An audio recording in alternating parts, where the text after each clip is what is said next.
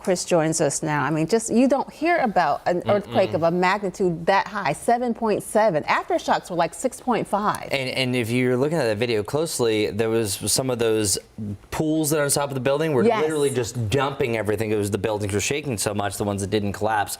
But to really put this in perspective, we typically see this, and this is going to be our earthquake magnitude. It's all part of the Richter scale. Usually about a 3 to 4 here in the United States. That's a light to moderate one where there's about 100,000 per year.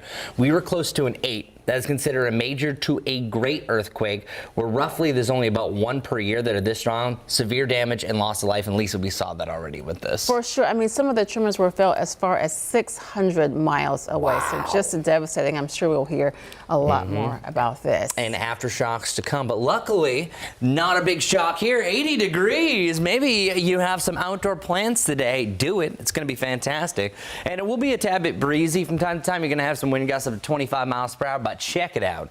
That warm breeze out of the southwest is going to be a nice feature of the day. Sometimes when you have gusts of 25, ooh, that's chilly. It should be pretty warm overall. Jumping up to 80 degrees. We're still rocking 76 by 7 p.m. as that sun sets. Of course, it gets cooler. We'll have some haze, a few of those upper level clouds, and then temperatures drop to the mid 60s by 11 p.m. You can see our low temperatures don't really get all that low over the next 10 days. I'm showing you this because typically the rule is do not plant anything until after tax day, and at that point there's only about a 10% chance that you have a freezing temperature, but I can guarantee at least over the next 10 days you are looking good. And even if you do plant and we have big changes in the forecast, you can just throw some newspaper on top of that. It's fine. Even though I've found out recently it's really tough to find newspaper these days. 79 tomorrow. Big difference, we have more cloud cover, no rain. But Sunday, I've now moved up our chance for rain up to 70%. However, sometimes when you look at your app,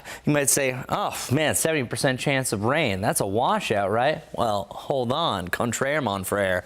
This is what we can expect as we work our way through the weekend. Your Saturday, I think, is going to be completely dry. At times, you'll have more sun than others. At times, it's going to be completely cloudy. But heading into Sunday, yes, you start to see some green on the map. I'm going to call these some sprinkles to a very brief light rain shower on and off mid to late morning. Not a lot, a little bit more prevalent around the I-40 corridor, but it's really not until the late afternoon heading into the evening that we have our best chance for a downpour or even a thunderstorm. So I think it's really between about 5 to 8 o'clock that we see these push across.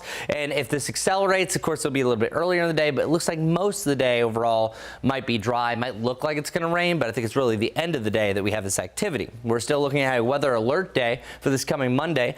Low chance for severe storms as that gets a little bit closer, but I am trending in a really good direction for the Carolinas. That I think it's next Wednesday into Thursday. We wait a couple of days, and then the following days, maybe the end of the weekend to the following Monday, we could have another burst of rain. So seeing more of an up and down forecast for this precipitation outlook is great for our drought status and certainly for our wildfires. Fingers crossed that comes to fruition. We need that rain, folks. We see those temperatures hit their bottom on Wednesday, but there might be a slight chance for rain. I think it's overnight into Thursday, so it should be a great forecast for Larry Sprinkle throwing out that first pitch. Meanwhile, opening night tonight, all is well. Not a bad weekend. Just watch out for those storms the end of the day, Sunday, and I think during the afternoon on Monday, some of those could be strong to severe.